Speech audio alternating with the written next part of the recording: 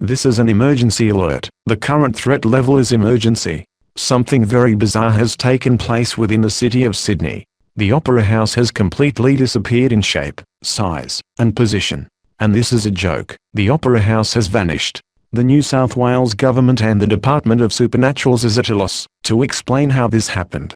The department began to activate their special plans for a situation like this, and came across footage from CCTV cameras outside the Opera House, which shows a man wearing a dark grey coat, black trousers, a striped scarf, and black shoes. He is also tall, bald with a long pointed nose and a hunched posture. He was seen carrying an advanced blue high-tech weapon which he fired at the Opera House. After this the cameras go flank and return toward where the man and the Opera House have disappeared.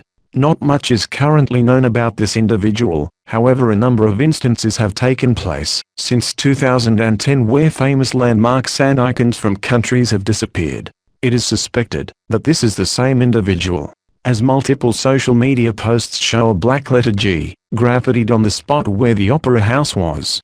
Because of this man's actions he is now wanted by the federal government for kidnapping the Sydney Opera House. At this time, all residents of Sydney are advised to be on lookout for the bald-headed man in black. Should you spot him, do not attempt to apprehend yourself as he may be carrying other weapons. Protect yourself by not communicating and moving to a safe, secure location, then call authorities. At this time, the identity and whereabouts of this man are currently unknown, but a rigorous manhunt will begin to find him, and bring him to justice and return the Opera House to his rightful place.